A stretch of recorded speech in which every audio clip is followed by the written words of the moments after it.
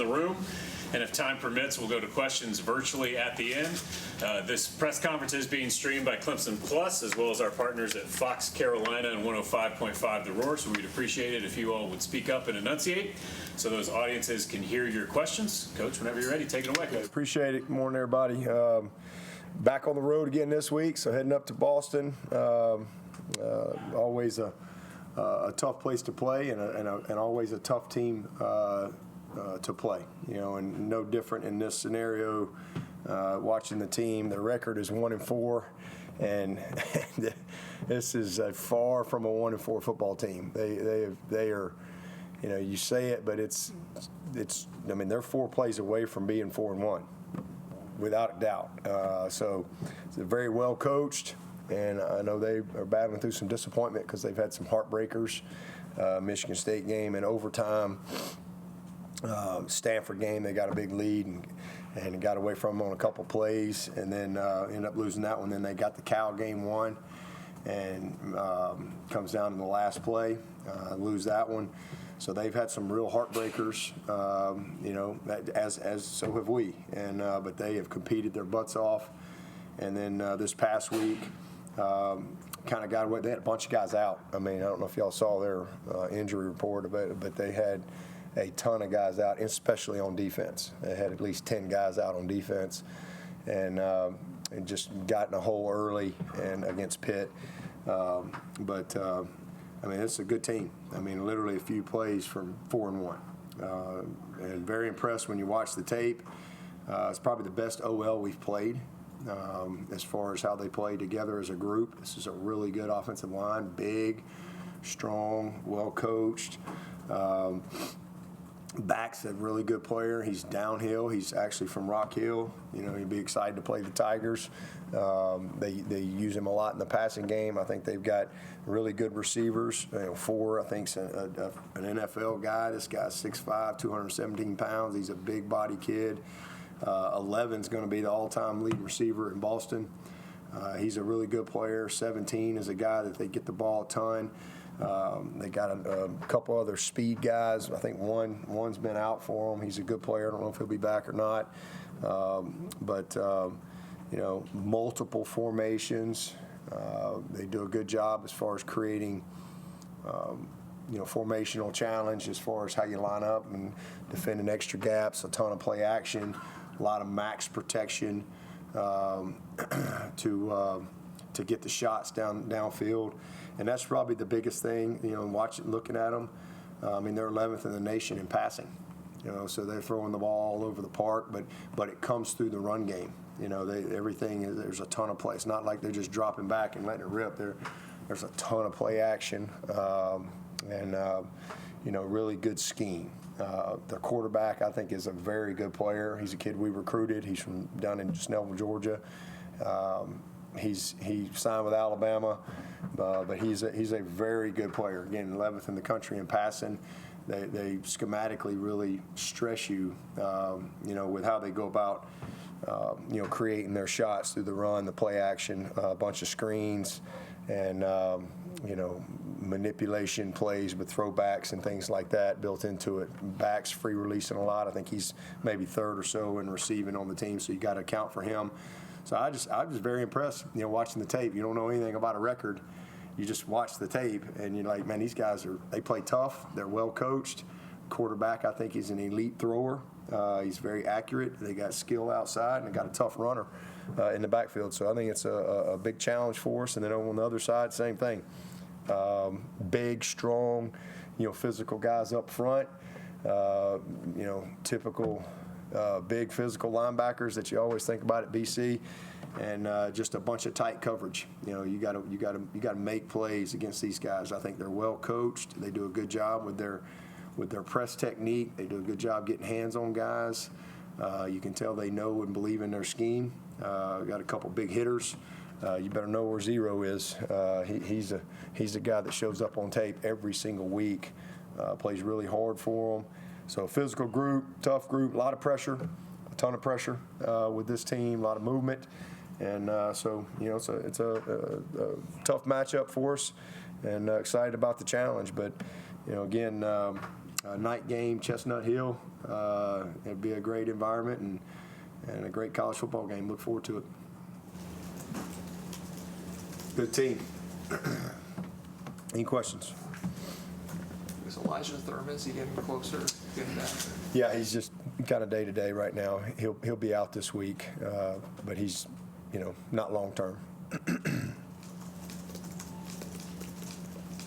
It's just one game, but what did you see from guys in the locker room after just finally getting a win on the board, playing well, like you said, and is that kind of carried over? You felt like people are looser, lighter, that type of stuff? Yeah, I mean, it was a great locker room. I mean, we have had some heartbreaks and just honestly, we hadn't played well.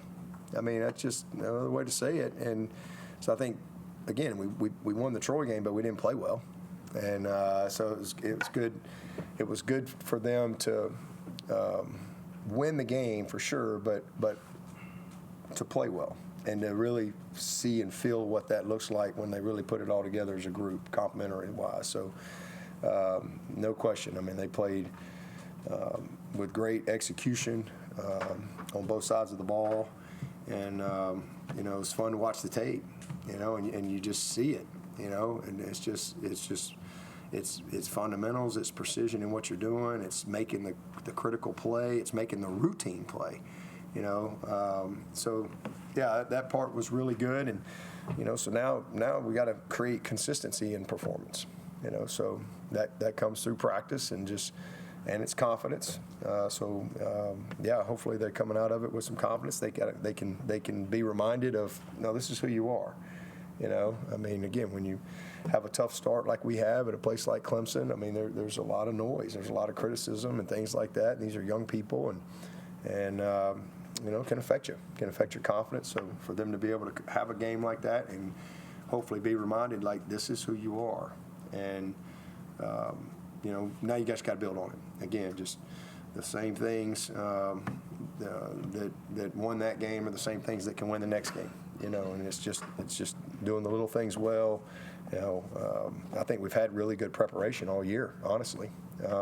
But taking it to game day. So another opportunity this week, and just thought the mindset and kind of with a reset with those guys was good. So. But it doesn't get any easier. I mean, everybody we play, we know we're going to get everybody's best, and this is a good football team. This is a good football team, for sure. They're well coached and tough, physical group that you got to go beat. They're not going to give you anything. You mentioned reminding players who they are. Just curious, what's that look like? Is that showing them film or like words of encouragement? How do you get them going to remember how talented they could play to the level of their talent? Yeah, all of the above. I mean, it's certainly your meetings and your encouragement and watching a ton of film, and then it's just going and doing it and getting the results. I think that's a big part of it. Coming off a game like that, because again, sometimes you got some guys that are really playing well, but they're not getting the results. So you kind of want those guys continue doing what they're doing, and then other guys that haven't played as well, like, how do we get them going, and how do we encourage them? How do we, whether it's watching more, some tape differently or whatever it is. But the guys responded well, and again, just, the energy, the complimentary aspect of it, and something they can gain some confidence from. But it's just one game, and got to try to build one week at a time, one day at a time. Big day today. Did you get to see Batman? Did I see Batman? No, I didn't see Batman. I told Cade, I was like, sometimes I think these guys, when you get in a situation, you forget who you are, because everybody's telling you what you're not, and sometimes you can lose your confidence a little bit or whatever, or try to do too much. And that was kind of what I told him. I'm like, listen, man, I mean, like, you're Batman, like, but my message was more, you're Cade Klubnik, like, just be Cade. And so I mean, he was awesome. That was obviously a tremendous performance by him, and so hopefully that can, get him back on track and just playing with the type of confidence that we need him to play with, because he's a really good player, and he just good to see him, playing free. Because what do you mean by you're Batman? What does that mean? Well, I mean, I'm just, just like, you can do something about it. You know what I'm saying? Like you don't have to, like you can do something. I mean, you don't have, you're Superman. You ain't got to stay down in this hole. You can just fly right out of it, right? Like, you know, remember who you are. You know, and that's just kind of was really just a message for the team. It was a message for certainly for Cade, and you know, going into that game, like as we reset, like you guys have forgotten who you are. I mean, and we're playing, you know, not anywhere near to our capabilities. A few guys in particular, and it just certainly worked, complement each other. But we can do something about it. There's a lot of teams out there that they lose games and they're just not very good. Can't do anything about it. You know, we can, but we gotta be who we are, and we gotta, you know, play to our capabilities. And it's just good to see them, you know, have a game like that. Hypothetically speaking, what kind of words of encouragement would you have for Bill Belichick, considering kind of what he's going through right now and the scene that they had there in North Carolina Center? Bill Belichick doesn't need any words of encouragement from me. He's been doing this a lot longer than me. He's not his first rodeo. You've seen ugly in college football. I mean, you've seen empty stadiums, and you've seen people booing and walking out. Yeah, I have. I've seen it, lived it. That's the unfortunate side of this, but it's what we all sign up for. We all understand that. I mean, you got to take the good and the bad with it, and just do the work every day. And I don't think there's anybody better than him. I mean, he's going to show up and do the work. I'm not here to talk about North Carolina. With him growing up close by, how excited is Ronan for this game, and what kind of message do you give to him to kind of control the emotions in a sort of homecoming like this? Oh, he's just super excited. I mean, Ronan's a guy that's pumped to play every week. He's pumped to practice. You know, he's just one of them guys that loves it. I mean, he's a gym rat, as people will say. I mean, he loves practice. He loves training. He loves everything that comes with it. He loves film study. There's no part of football that Ronan doesn't love. So, you know, and then throw in fact, we're going to Boston. That's just kind of a unique thing for him. He'll be a captain for us in this game. So excited for him. You know, he's got a brother at Boston. He's got a brother at West Virginia. You know, he's here. Comes from a athletic family. His dad was a good player. You know, I'm sure there'll be probably 100 Hanafins are somehow related up there, I'm sure. But, you know, it's awesome for him. Exciting to be able to. We haven't played. I don't know. I guess we went up there in 22, maybe 22. So we haven't been up there in a while. So good opportunity for him. You said last night that TJ had his best game, TJ Parker. Yeah. Can you elaborate a little bit what you saw on film with him? Yeah, I mean, he's player of the game for us. I mean, he was disruptive. He's flying around. I mean, he's making some extra effort plays. You know, defeating blocks. You know, just creating pressure, reading things properly. You know, he created TFL, just took the tight end right into the guy. I mean, he just really played really loose and just flying around having some fun out there. And it was good to see. And that was another guy you kind of wanted to see beat Batman, if you will. Yeah. It's not that he's played bad. I thought he played really good against LSU. But then I think he's just another guy that I think was a little bit affected by things he doesn't control. And, you know, you can't let external things affect your performance. You just play to a standard, period, the end. And I just think he was one of those guys that wasn't playing bad, just not really playing like we know he can play. And so he was disruptive. Again, a ton of energy, and I think he just was focused on playing well and nothing else. And he played his best game, very productive. Adam Randall up over 100 total yards. I think that's the third time in the last 4 games it's happened. Has he been everything you guys hoped he would be as a weapon out of the backfield? Yeah, I mean, I think it's 400 plus all-purpose games in a row for him. So dynamic, that's what we thought he'd be. I'd say he's probably been maybe even better than what we hoped for as far as making a transition. I'm really proud of him. I mean, he's been good every game. I mean, he's had a couple plays here or there, but he's given us a chance every single game. I know he's I mean, he's just played with a ton of passion, a ton of toughness, a ton of heart, and he's dynamic. I mean, he's making plays in all areas, receiving, returning, rushing. He's given us an opportunity to win, and really proud of him. I mean, it's nobody deserves it more. How would you rate his pass throw, and I guess also the other side running back? Just y'all been pressured a lot. I'm just curious. Yeah, he's been good for the most part. He's had a couple. He missed a corner cat one of the games, and he didn't have any issues in the pass game this past week. We had a miscommunication with the OL. It was on the OL, not on Adam, but he's done good. I mean, he's picked up a couple of good key blitzes along the way. Again, he missed a cat in one of the games that hurt us, but I mean, he's smart. He understands it. And then, this past week was just really good to, feel like you're getting in the rhythm of just playing and a good rotation. Gid and Easy are just getting better every single week, every day at practice. I thought Gid went in there and did some good stuff. Same with Easy. So, I mean, we like our guys. We just haven't had a ton of opportunity with some of those guys early on in our season. So it was good to have a game where we could really, just let them play and let them develop. So I think you'll see those guys continue to get better. But we're not disappointed. Just young guys getting better. Tristan Smith reported a season high in receptions and yards on Saturday. Just what do you continue to see from him, and how does he continue to carve a rollout on this offense? Yeah, so he's had back-to-back good games for us. It's 2 good games in a row that he's shown up, made some plays. I think early on, just first couple games, just really being able to trust him, and so he's been practicing really well. So he's just earning more trust, and he is a matchup problem. He's got unbelievable length, and he's really, a skilled guy at finishing on the ball. And he's, you wouldn't think it, but he's a really good after the catch guy.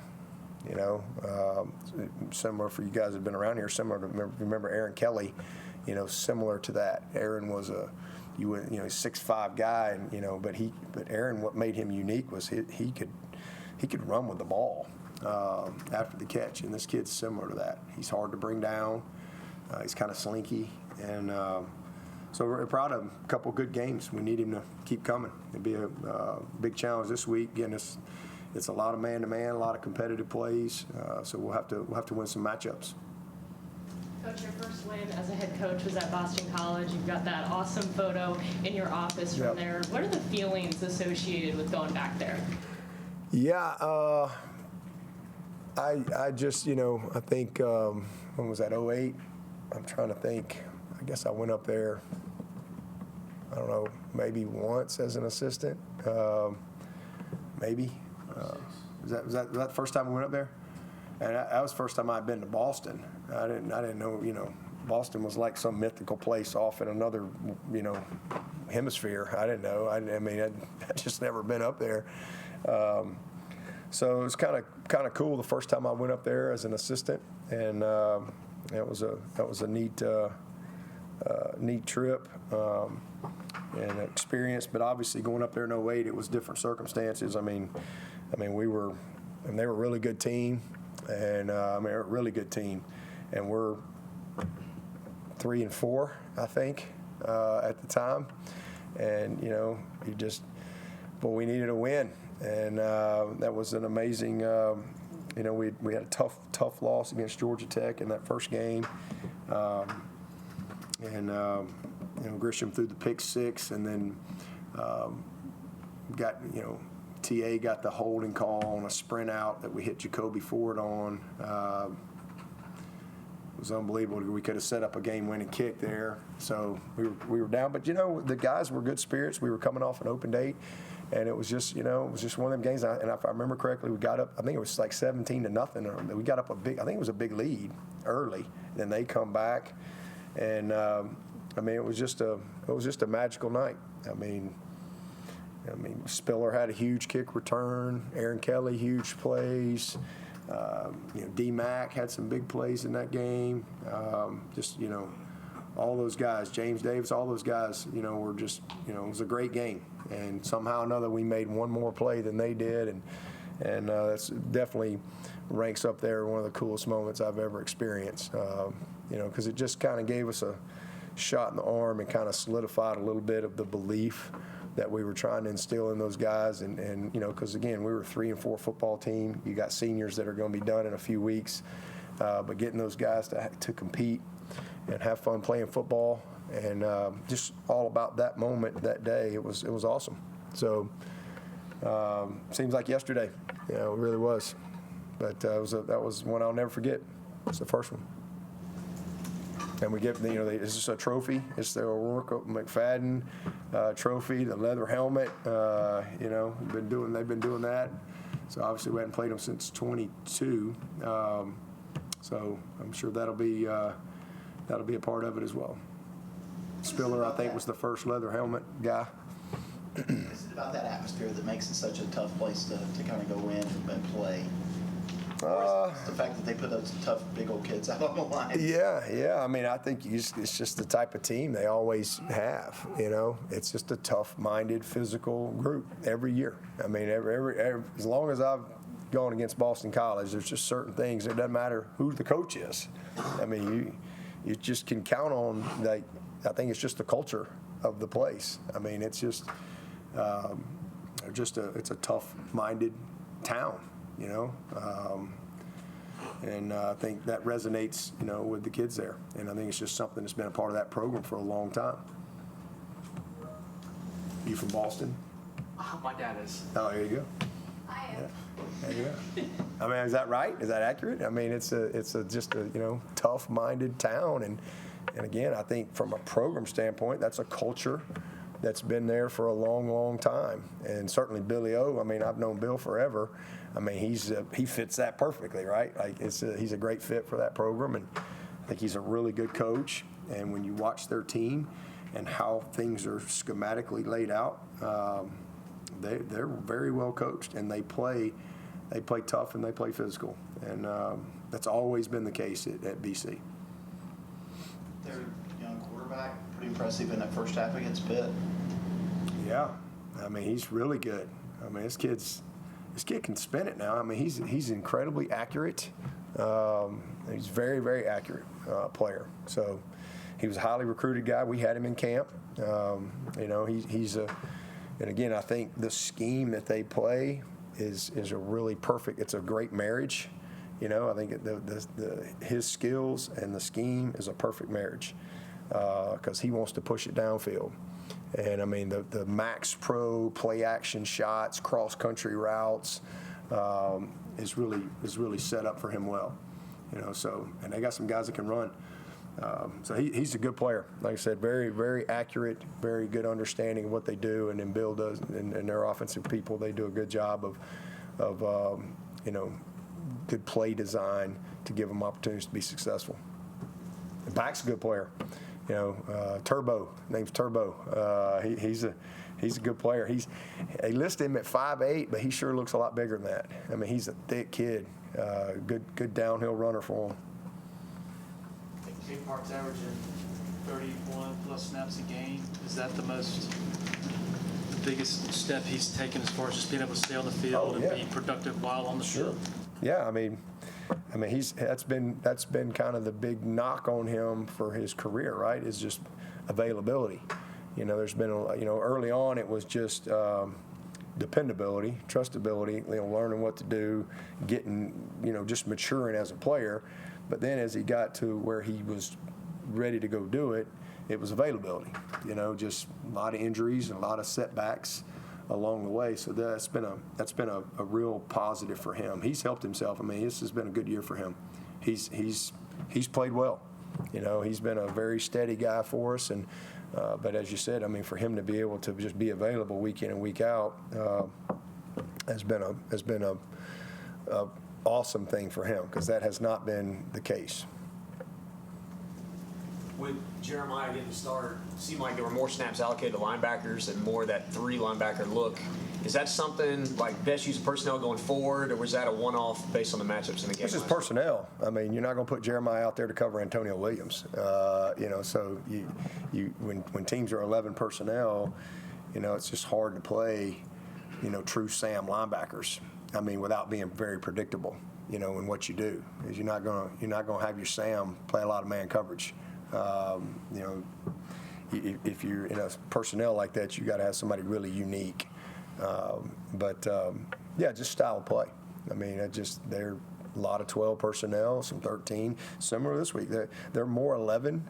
When you think BC, you think a lot of 12 and 13, but they're actually more 11 than that. But they will have a pretty good dose of some 12 and a little bit of 13 as well. So, you're just matching up personnel and putting yourself in position to be successful.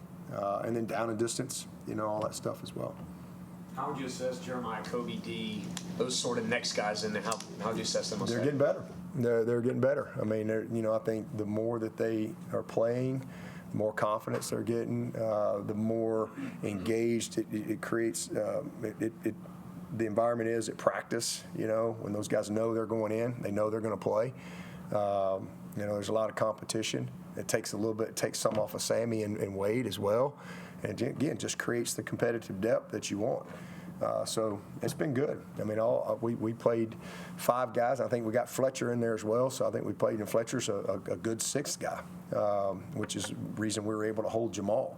We just felt like, okay, we're in a good spot right here. Let's try to get this year back, for Jamal. And those guys doing a good job. I mean, D played well. He had one, where he overran. He should have been a TFL, and he wasn't in his gap.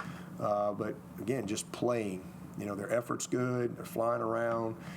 Details. We got to do a little better job with some of our route recognition, especially in our zone coverages and some of our hot coverages. Some spatial awareness. And just feeling some of the route concepts. I think we can do a little better job with that, especially when we got to push to the flat on some wide alignments off the RPO, play action stuff. So there's a lot of room for improvement. Wish we'd have made the pick. That was a nice play by Jeremiah. He was where he needed to be, read it well, got 2 hands on it. But Jeremiah hadn't played a lot in his career. So it's just good for him to, because I think the more he plays and the more confidence he gets, the more his natural attributes can show up. And same thing with Kobe. Kobe's a guy we trust. We were playing. He was on his way to playing a good bit for us last year before he got out for the year. And then D is coming. So it's been good. Been good. Tink made that one play on the goal line. Was this maybe one of his better games? Who was that? Tink. Oh yeah. I mean, he continues to progress. Yeah, I mean, same thing. Just the more he plays, he's still a young player. He's a sophomore and hadn't played a lot. Was really out his freshman year. He was injured all year, and then not a lot last year, a little bit here or there, and then won the job. I mean, he just won the job in camp. Tom really likes him, and but even that, he's missed at least 1 game this year, maybe 2, but he's missed at least 1.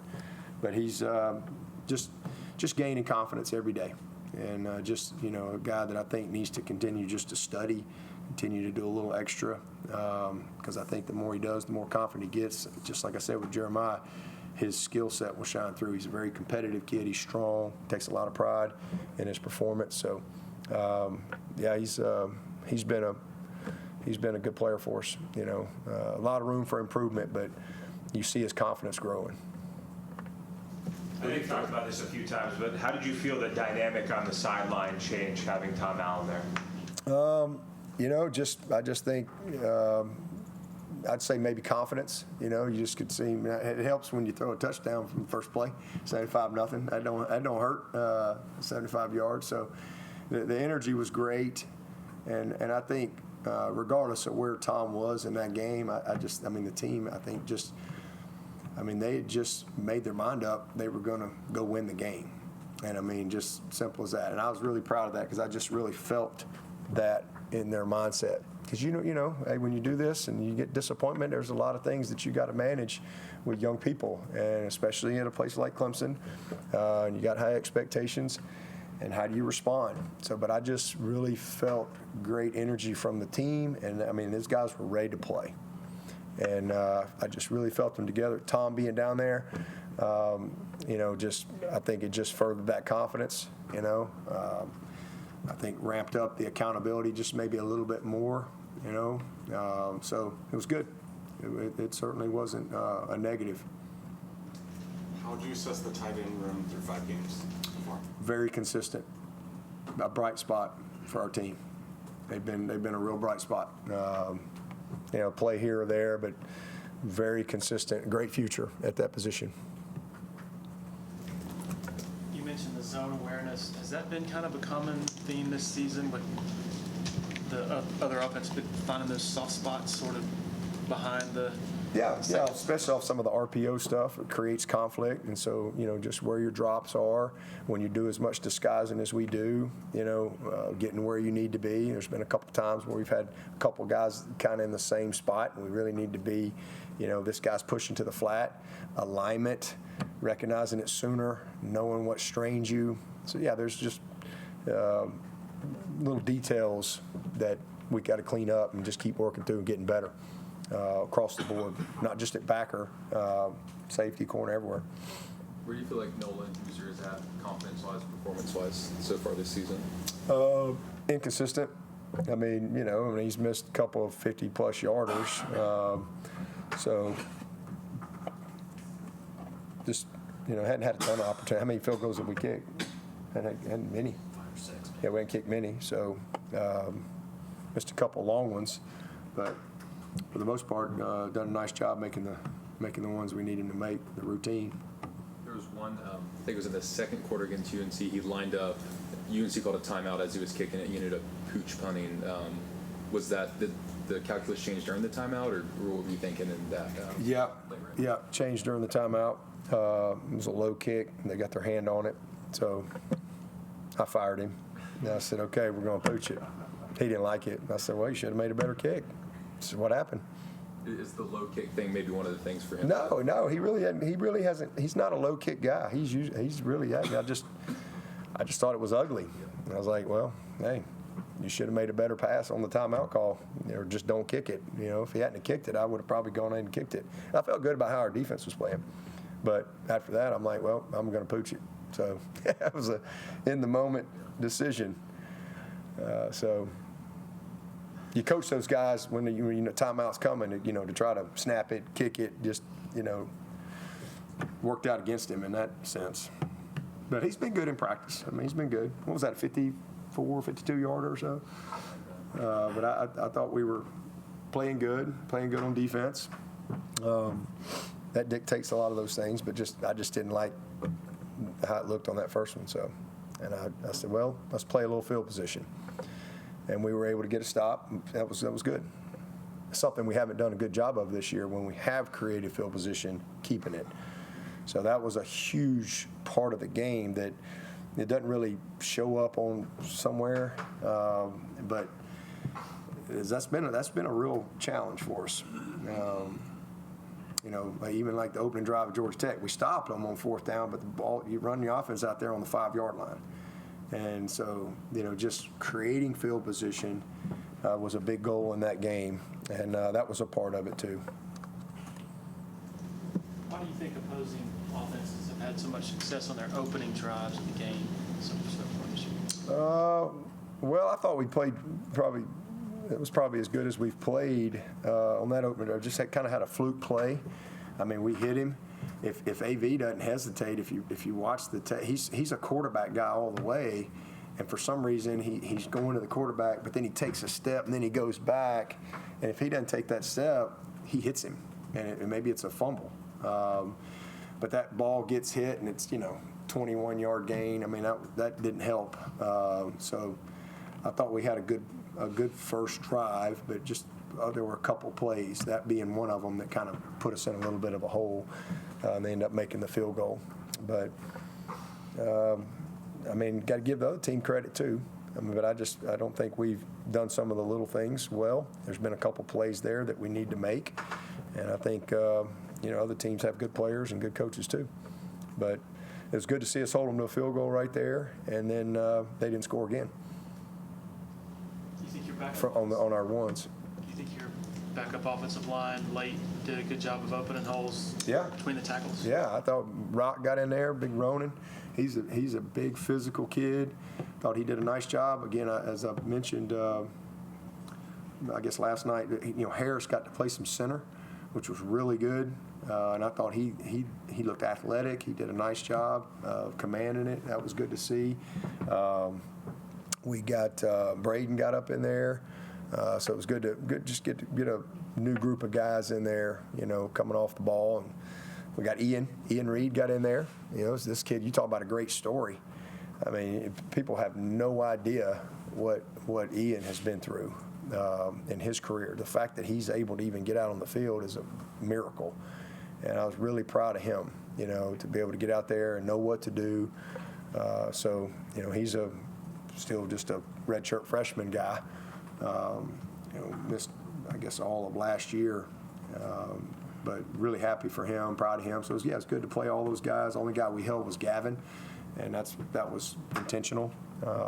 Who we were really high on him, but kind of saving his 4 games as long as we can. Didn't want to put him in there in a situation like that, because we'd play Gavin in the first quarter if we had to. Like, he's a kid we trust. Like, if something happened, that's why we're trying to save his games as long as we can, those 4, because he's a guy for sure that can help us. Coach, how about that game last night for Trevor Lawrence man. From catastrophic to clutch in the end? I was trying to go to sleep, and I couldn't go to sleep. So I was so happy for Trevor. I mean, just awesome. I hate it for Andy Reid because I love Andy Reid too. But it's a long trip home. It was a tough game like that. I mean, they haven't had quite the start that they want, but they'll keep playing. I thought they played well, but I was so happy for Trevor. I mean, Travis played awesome. Great to see him have a big game. He's having a great year. And then, they're getting him the ball. But, I mean, that's a game he needed. Monday Night Football against Mahomes. It's his birthday. If you're going to win it, you're going to have to make some throws in that window right there, and he did. I mean, he made some big-time plays. The throw to Thomas Kidd on the side was a heck of a play. The throw over on the left side, I mean, that was a great play. And then just, he looked like, that was a complete disaster on the last play, getting stepped on. And, but he somehow or another, he got up untouched and was able to get in there. That was the other thing, too. He made some big plays with his legs, which we've all seen that. So I was just really happy for him. It's just one of those games. They're 4-1. That's a momentum type game. But man, Trevor will be the first guy in the building. He'll be the first guy back at work. He'll be the first guy grading himself. Like, I got to be better. I got to this. I got to that. And nothing matters. He won't be walking around saying we're 4-1. He's going to just be focused on trying to win the game. And on the other side, Mahomes will be the same way. He ain't going to be walking around pouting they're 2-3. He'd be pissed, but they'll go find a way to win the next one. That's why they're such a good football team. But it was a great game. It was a great game. A lot of big plays on both sides. Any questions for Coach virtually? Anybody else in the room? Long way to go, obviously, but what's it like to look at the ACC standings and see Tony Elliott and Virginia at the top? Oh, man. Yeah, it's just super proud of Tony. I mean, I think they're the epitome of a team that believes. I mean, they're playing together and they believe. And that is a powerful thing when you get a team that's really, really together and really, truly believes. And then Chandler, I've known Chandler forever, since he was a little bitty kid. Man, he's just, the team's kind of taking on his personality. He's a fighter. He's gritty.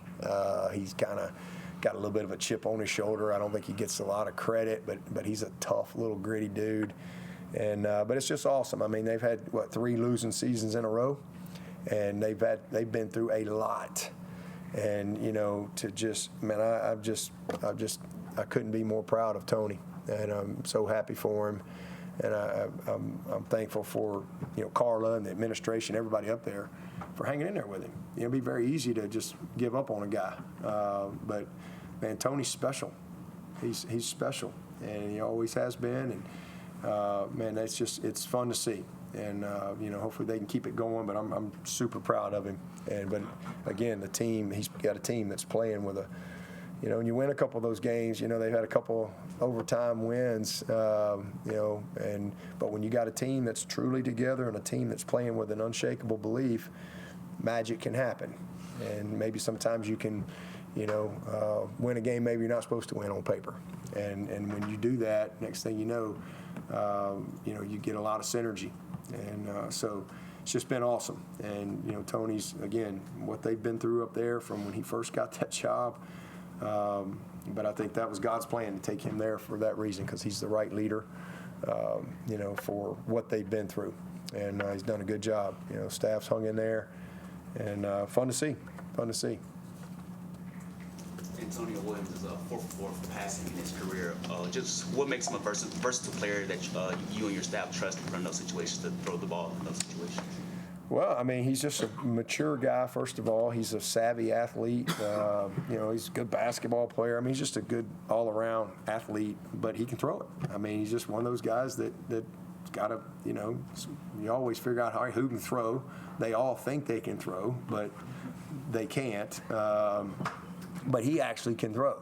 But he's just a guy you trust. I mean, he's just got great instincts for the game and awareness for the game, and you put the ball in his hands, like, you don't think he's going to put you in a bad spot. He'll throw it away if he needs to throw it away. He'll run it if he needs to run it. He's just got good instincts for the game, good savviness, and just a mature player. Pretty good odds, though. That's a pretty good percentage for him. Better know where he's at. One more on Nolan, and just, I guess, kickers like field goal range. How much during a season can you kind of see where that is and maybe make decisions on fourth downs because of it? And the guys. Yeah, I mean, he's a guy that, from the 33. I mean, I don't have any hesitation. I mean, literally I'd let him kick a 60. He just will get his mojo back. I mean, I threw him out there for a 56-yarder in a championship game, so I mean, I trust the kid. But he's had a couple misses this year. The first one he missed he hit that ball well. Was that like a 54-yarder or something like that, 50-something yarder against LA? He really hit it well. I mean, it was just a little right, I think, but. So he's missed a couple I felt like he should have made, but those are long kicks. But anything inside the 30 for him should be automatic. That's just what we expect. I mean, he's this guy's made more field goals than any high school kid in the history. So he's made a ton of them. But then how's your defense playing? Who's their offense? What's the flow of the game? There's just a lot of factors that go into it. How are we playing on offense? We went for it a couple times on fourth down last week, and in fact, we hit them. I think we scored the very next play after both fourth downs. So those are huge conversions when you make those plays. You talked about Corian Gipson playing the nickel more. I guess where is he in his development? Yeah, he's not as far along as we'd like, but we're ramping that up because obviously now we've got a little bit of a gap there. Losing Shelton. Shelton's a good player and a critical guy for us. So now all of a sudden we got a little bit of a gap, so we're having to create some depth that kind of puts a little more on Noah. So Noah hadn't been getting as many reps, so now he's getting more reps, and then we're trying to kind of manufacture a little depth. And Gip's actually a guy that long-term we felt like could be a guy for that position. But we're really just trying to, with him coming off the injury last year, we really just felt like, okay, as a redshirt freshman this year, like we really wanted to get him really locked in at corner and get him confident.